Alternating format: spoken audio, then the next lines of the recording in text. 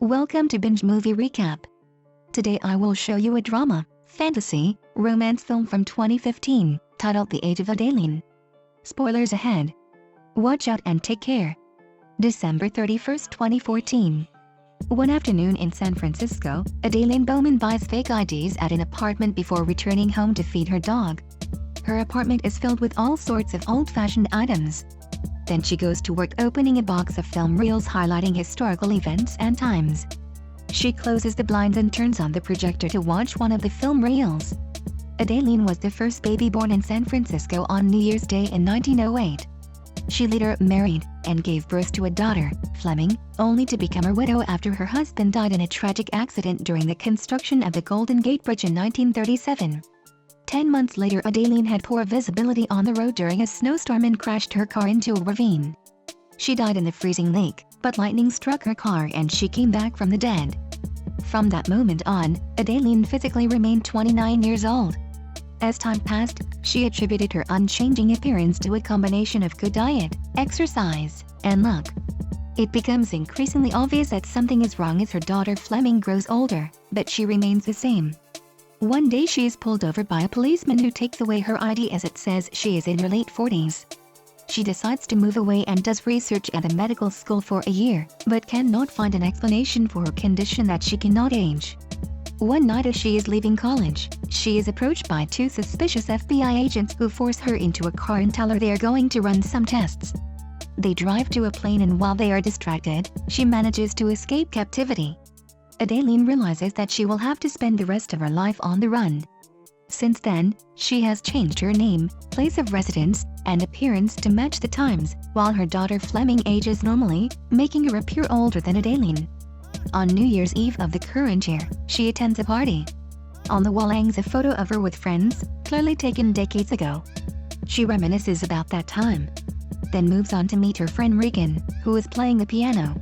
Regan is blind and jokes with Adaline that only young people are after her, not knowing that Adaline does not age. A charming man enters the party, Ellis Jones. They exchange glances. At midnight, she says goodbye to Regan. As she leaves the party, he manages to get in the elevator with her, getting to know each other better on the ride down. Adaline introduces herself as her current alias Jennifer.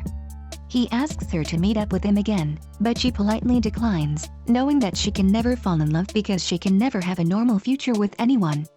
The next day Adaline meets Fleming, who wishes her mother a happy birthday and catches up on recent events. At work Ellis arrives and gives her books with flower names, very clever. He asks Adaline to go on a date with him and eventually, she agrees. The date takes place in a tunnel under San Francisco and he tells her about the history of the place, built during the gold rush, and about a boat that is very well preserved. He tells her a great deal about himself and then asks Adaline about her. All she is willing to say is, "I have a dog." As they walk, Adaline thanks him and mentions that she will be moving soon. He offers to tell her a joke and if she laughs, she'll have to go out with him again. He tells a long and terrible joke, but she laughs and agrees to meet once more. Adaline adds a co-signer to her account, her new identity, and has a flashback to when she opened the account. She had invested money and it paid off well. At her apartment, she feeds her doggy and later goes on her planned date with Ellis. They have a romantic dinner of hot dogs and wine while listening to jazz. Adaline is pleasantly surprised by his choice of food. He tells her about his family, more about his father who is an astronomer and discovered an unusual comet that made him famous. Ellis has seen Adaline before. The encounter at the party was no accident. He had his eye on her ever since he saw her sitting near the library in a blue dress. They share a special moment, but Adaline refuses to act on his feelings. He still notes that she has not told him much about herself, she just says it's better that way. He says it's not and they end up sharing a passionate kiss. In the morning, after a very long nap together, she helps him solve some problems with her Portuguese language skills and then leaves for work. While in a taxi, she remembers a man waiting for her with an engagement ring. Frightened, she asks the taxi driver to keep going. Back in the present, Adaline's dog falls ill. At the vet, the doctor says the dog's kidneys are failing and they will unfortunately have to put him down. Adaline has a moment with the pooch and later returns home alone. Her phone rings. She begins to ignore Alice's calls. She goes through the photos of her puppy and adds them to her album. She cries over the fact that everyone she loves eventually leaves her. Ellis shows up at her apartment. He has found her address in the library. She is visibly upset. Adaline pushes him away. Later, she's at her daughter's apartment looking at some old photos of her. Adaline tells Fleming that she is tired of running away and lying to good people. She tells her about Ellis, and with her daughter's persuasion, Adaline has a change of heart. She visits his workplace and, through his colleague, manages to arrange a date at an old covered drive-in movie theater. She explains the story to him as if she had been there, which she was. They drink wine and look at the lighted ceiling. He asks her to come to his parents' 40th anniversary party. She agrees, but only if she is driving. On the way to his parents', Adaline amuses herself, while Ellis is holding on for his dear life. They also pick up Ellis' sister Kiki, who tries to embarrass her brother in his date, but Adaline quickly shuts her down. When they arrive, they are greeted by Ellis' mother Kathy, but when his father William arrives, he calls her by her real name Adaline. She corrects him, saying it's actually Jenny. William is very shaken and says he thinks of someone else. They were very close 50 years ago. Adaline tries not to burst into tears as she makes up the lie that Adaline is her mother. She tells William that Adaline has passed away, which shocks him.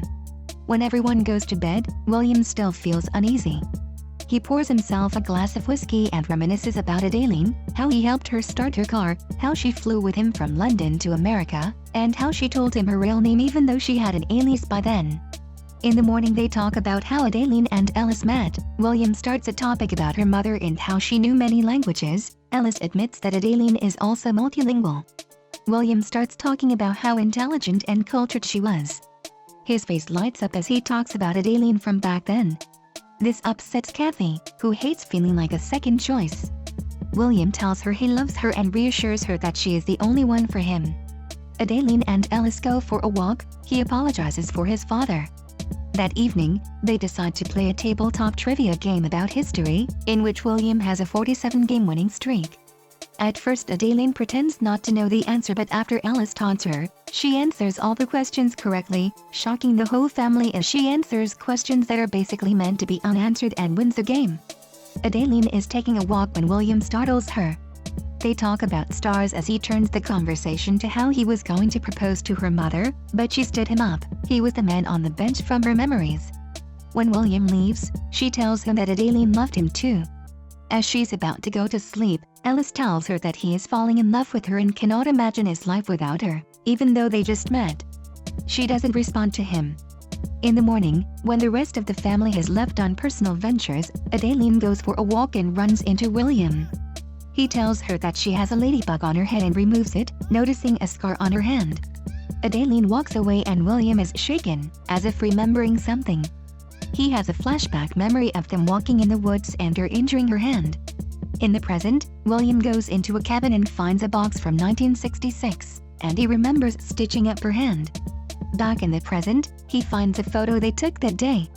William begins to put everything together. He drives to Adaline and confronts her. He tells her not to lie to him, knowing that he stitched her scar. He just wants to know the truth, how she hasn't aged at all. She doesn't know herself, but she reveals to him why she did not show up at the bench that day. She was scared. He begs her to stop running. Because of Ellis, she can live, but she will never have a life if she keeps this up. She flees through the forest and returns to the house. She then packs her things, writes a note to Ellis while he showers, and leaves the house, grabbing his car keys. William tries to stop her, but to no avail. Moments later, Ellis finds the letter. He confronts his father about it, but he refuses to explain. Adaline ignores Ellis's calls. William gives Ellis his car keys and wishes him luck. Adaline is tired of running away, always running and running. She stops the car, calls her daughter and says she doesn't want to run anymore. She turns the car around and the truck plows into her from the side.